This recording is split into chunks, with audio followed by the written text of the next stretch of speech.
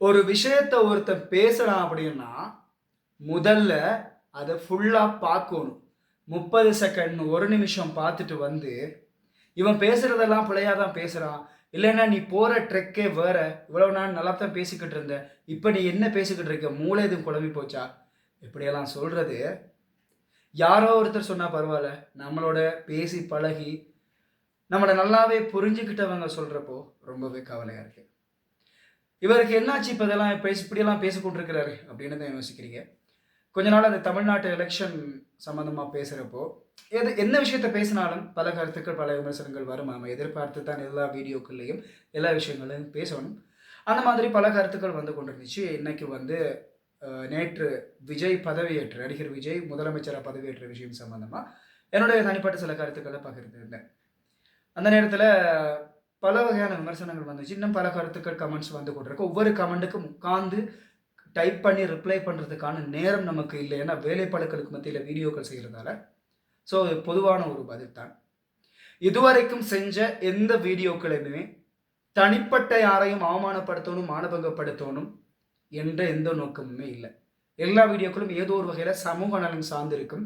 இல்லன்னு சொன்னா, ஏதாவது செய்தி ஒன்றை பகிர்ந்து கொள்றதா இருக்கும். அது தவிர வேற எதுவுமே இல்ல. வியூஸ், ஃபாலோவர்ஸுக்காக செய்யணும், பேசணும் அப்படின்னு சொன்னா எவ்வளவு விஷயங்கள் இருக்கு. பேசாம அந்த சினிமாக்கள் எடுத்து விமர்சனங்கள் செஞ்சுட்டு போயிடலாம். செய்யலாமே இல்ல.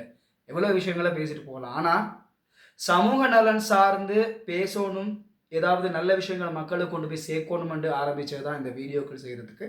ஸோ இதுவரைக்கும் அந்த நோக்கத்துல தான் போயிட்டுருக்கு. உள்ளங்கள அறிஞ்சவன் இறைவன் ஒருத்தன் மட்டுமே. இப்போ இந்த சினிமா, நடிகர், நடிகை, தமிழ்நாட்டு எலக்ஷன் எல்லாம் பேசுறதுல என்ன சமூக நலன் இருக்கு அப்படின்னு நீங்க கேட்கறது விளங்குது. இதெல்லாம் பத்தி பேசணுங்கிற ஐடியா இருக்கவே இல்ல. ஆனா கொஞ்ச நாளா நம்ம டாக்கள் இந்த எலக்ஷன்ல நடிகர் விஜய் ஜெயிச்சதுக்கு அப்புறம் நம்மடம் எழுதக்கூடிய பதிவுகள பார்க்குறப்ப ரொம்பவே ஷாக்கா இருந்துச்சு. ஏன்னா எங்க ஒரு நாடு, அவங்க நாடு அவங்க பார்த்துக்கொள்வாங்க. ஆனா இங்க அந்த நடிகன கொண்டு வந்து தலைவன் என்ற அளவுக்கு தூக்கி வைக்கிற அளவுக்கு நம்மட சமூகத்தில நிலைமை போறத பார்க்குறப்போ ரொம்பவே ஆச்சரியமா இருந்துச்சு. ஸோ அங்க என்ன உண்மையிலே நடக்குது? ரியாலிட்டி என்ன? உண்மையான பிரச்சனைகள் என்ன? என்கிறத மக்களுக்கு எடுத்து சொல்லணுங்கிற ஒரு நோக்கத்துக்காக மட்டும் தான் இந்த வீடியோக்கள் பத்தி பேசுறதே தவிர, வேற எந்த நோக்கமுமே இதுல இல்ல. ஏன்னா, சினிமால நடிகனா இருக்கிற ஒருத்தர ரசிக்கிறதுங்கலாம் தனிப்பட்ட இது. அத தலைவன்ற அளவுக்குலாம் ஏத்துக்க முடியாது. நான் சினிமாவுக்கு எதிரானவன் இல்ல. ஆனா, தென்னிந்திய சினிமாக்கள்ல ஒரு சில திரைப்படங்கள தவிர, பெரும்பாலும் அந்த சினிமாக்கள் எல்லாம் சமூகத்துல அனாச்சாரங்கள விதைக்கக்கூடிய சினிமாக்கள். அதுல நடிச்ச நடிகர், நடிகைகள நம்ம வந்து என்ன செய்யலாம்? தலைவன்ன்ற அளவுக்குலாம் தூக்கி வச்சு கொண்டாட இயலாது. ஆனா, இப்படிப்பட்ட அனாச்சாரமான சினிமாக்கள, அனாச்சாரமான பாடல்களை எல்லாம் நம்மட குடும்பங்களுக்குள்ள, நம்மட சமூகத்துக்குள்ள அனுமதிக்க முடியாது. பார்த்துட்டு நீங்க போகலாம். அது நீங்க ரசிச்சுட்டு போகலாம். ஆனா, அவங்கள ஒரு கைடா, ஒரு முன்னுதாரணமா, ஒரு மாடலா, தலைவனா எடுக்கிறதையெல்லாம் சமூகத்துக்குள்ள அனுமதிக்க முடியாது. அத ஃபாலோ பண்றதே இல்ல.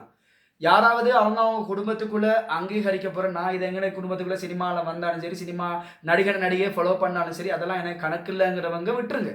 அது பிரச்சனை இல்ல. ஆனா, சமூகத்துக்குள்ள, குடும்பங்களுக்குள்ள சினிமா தாக்கம் செலுத்துறத அக்செப்ட் பண்ண முடியாதவங்க, நான் சொல்ற இந்த விஷயத்தையும் அக்செப்ட் பண்ணுவீங்க அப்படின்னு நினைக்கிறேன். எல்லாருமே இதை ஏத்துக்கொள்ளணும் அப்படிங்கிறது இல்ல.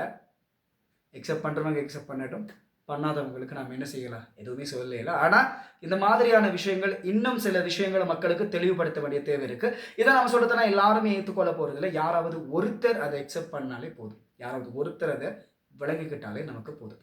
நாளைக்கு வந்து அடுத்தடுத்த விஷயங்கள நாம இது சம்பந்தமா தொடர்ந்து பேசுறதுக்கு இருக்கிறோம். நன்றி.